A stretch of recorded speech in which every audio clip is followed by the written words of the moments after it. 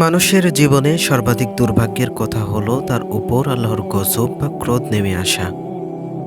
কেননা আল্লাহ যার উপর রাগান্বিত হন তার জীবন দুর্বিষহ হয়ে পড়ে, তার যাবতীয় আমল বরবাদ হয়ে যায় এবং সে ইহকাল ও পরকালে সৌভাগ্য লাভ করতে পারে না।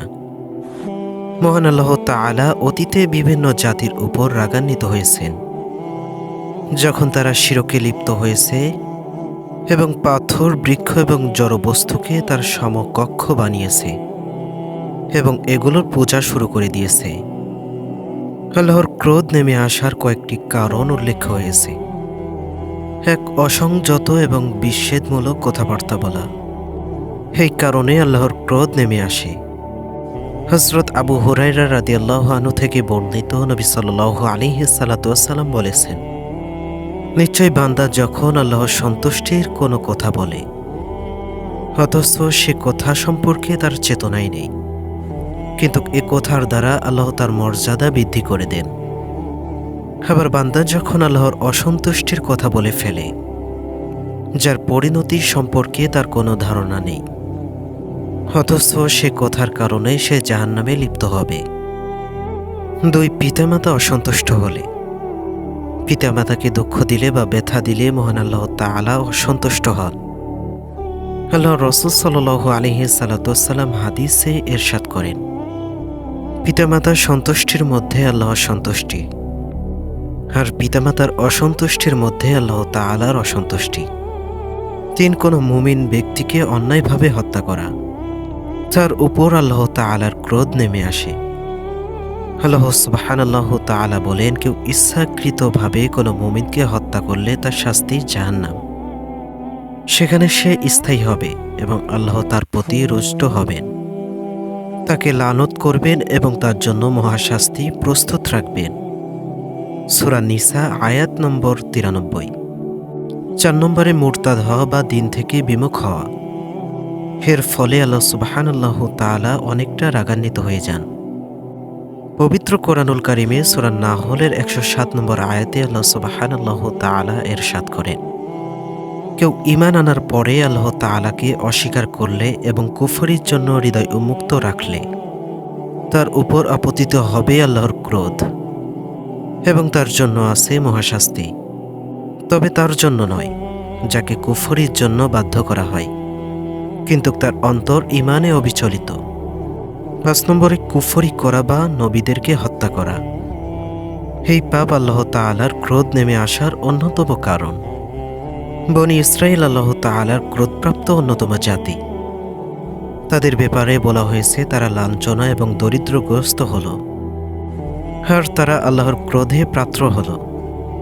এটা এজন্য যে তারা আল্লাহর আয়াতকে অস্বীকার করত এবং নবীদেরকে অন্যায়ভাবে হত্যা করত। অবাধ্যতা এবং সীমালঙ্ঘন করার কারণেই তাদের এই পরিণতি হয়েছিল। সূরা বাকারা আয়াত নম্বর 61। 6 নম্বরে চতুষ্পদ জন্তুর উপাসনা করা। আল্লাহর ক্রোধ নেমে আসার বড় কারণ এই মহাপাপ।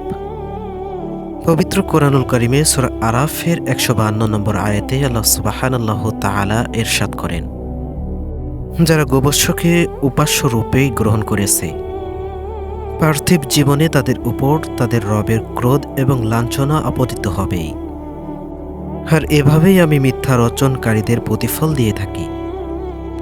হযরত জারির ইবনে আব্দুল্লাহ রাদিয়াল্লাহু তাআলা আনহু থেকে বর্ণিত এক হাদিসে আল্লাহ রাসূল সাল্লাল্লাহু আলাইহি সাল্লাম বলেছেন, যে ব্যক্তি মানুষের প্রতি অনুগ্রহ করে না আল্লাহ তার প্রতি অনুগ্রহ করে না।